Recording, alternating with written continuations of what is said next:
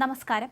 അമേരിക്കയുമായുള്ള ആണവ കരാർ ഉടൻ സാധ്യമാകുമെന്ന പ്രതീക്ഷയിലാണ് ഇറാൻ.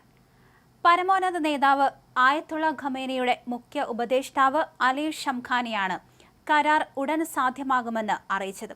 യുദ്ധഭീതി വർദ്ധിച്ച സാഹചര്യത്തിലാണ് ഇറാൻ നിലപാട് മയപ്പെടുത്തിയത്. ആണവായുധങ്ങൾ നിർമ്മിക്കുന്നതിൽ നിന്ന് തടയുകയാണ് ചർച്ചയുടെ ലക്ഷ്യമെങ്കിൽ ഉടൻ കരാറിലെത്താൻ ഇറാന് സാധിക്കുമെന്നും അലി ഷംഖാനി പറഞ്ഞു. അമേരിക്കയും ഇറാനും തമ്മിലുള്ള മൂന്നാം ഘട്ട ആണവ ചർച്ചകൾക്കാണ് ഒമാന്റെ മധ്യസ്ഥതയിൽ ഇന്ന് ജനീവയിൽ തുടക്കമായത്.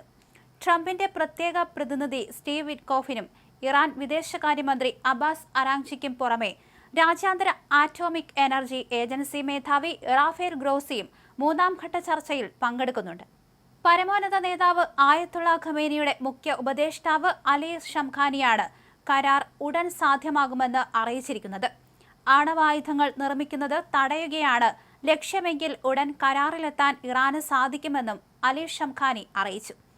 ആണവ കരാറിലെത്തിയില്ലെങ്കിൽ ഇറാനെ ആക്രമിക്കുമെന്നാണ് അമേരിക്കയുടെ ഭീഷണി. അതേസമയം ലോകം ഉറ്റുനോക്കിയ US ഇറാൻ ആണവ ചർച്ചകൾ തീരുമാനമാകാതെയാണ് മുന്നോട്ടു പോകുന്നത്.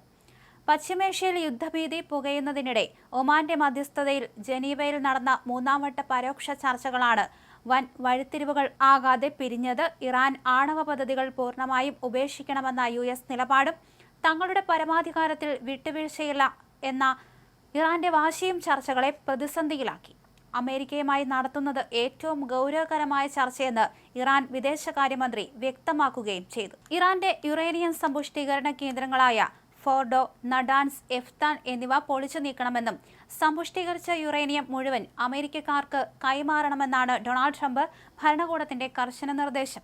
എന്നാൽ സമാധാനപരമായ ആവശ്യങ്ങൾക്കായി യുറേനിയം സമ്പുഷ്ടീകരിക്കാൻ തങ്ങൾക്ക് അവകാശമുണ്ടെന്നും ഉപരോധങ്ങൾ പൂർണ്ണമായും പിൻവലിക്കണമെന്നും ഇറാൻ വിദേശകാര്യമന്ത്രി അബ്ബാസ് അരാംചി തിരിച്ചടിക്കുകയും ചെയ്തു. നയതന്ത്ര ചർച്ചകൾ പരാജയപ്പെട്ടാൽ സൈനിക നടപടി ഉണ്ടാകുമെന്ന കടുത്ത മുന്നറിയിപ്പാണ് US പ്രസിഡന്റ് ഡൊണാൾഡ് ട്രംപ് നൽകിയിരിക്കുന്നത്. പശ്ചിമേഷ്യയിൽ വൻ സൈനിക സന്നാഹമാണ് അമേരിക്ക ഒരുക്കിയിരിക്കുന്നത്. ഇറാൻ ആണവായുധം നിർമ്മിക്കുന്നത് അനുവദിക്കില്ല, 10 ദിവസത്തിനുള്ളിൽ തീരുമാനമുണ്ടാകും എന്ന ട്രംപിന്റെ പ്രസ്താവന മേഖലയെ വീണ്ടും യുദ്ധഭീതിയിലാക്കി. ചർച്ചകൾ വഴിമുട്ടിയെങ്കിലും ഒമാൻ വിദേശകാര്യമന്ത്രി ബദർ അൽ ഖുസൈദിയുടെ ഇടപെടലുകൾ നേരിയ പ്രതീക്ഷ നൽകുന്നുണ്ട്. ഇരുപക്ഷവും ക്രിയാത്മകമായ നിർദ്ദേശങ്ങൾ മുന്നോട്ട് വച്ചിട്ടുണ്ടെന്നും അടുത്ത ആഴ്ച വിയന്നയിൽ സാങ്കേതിക തലത്തിലുള്ള ചർച്ചകൾ തുടരുമെന്നും അദ്ദേഹം അറിയിച്ചു. പരമോന്നത നേതാവ് ആയത്തുള്ള ഖമേനിയുടെ മുഖ്യ ഉപദേഷ്ടാവ് അലി ഷംഖാനിയാണ് കരാർ ഉടൻ സാധ്യമാകുമെന്ന് അറിയിച്ചിരിക്കുന്നത്.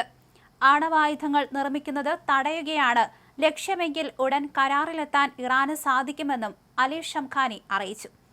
ആണവ കരാറിലെത്തിയില്ലെങ്കിൽ ഇറാനെ ആക്രമിക്കുമെന്നാണ് അമേരിക്കയുടെ ഭീഷണി.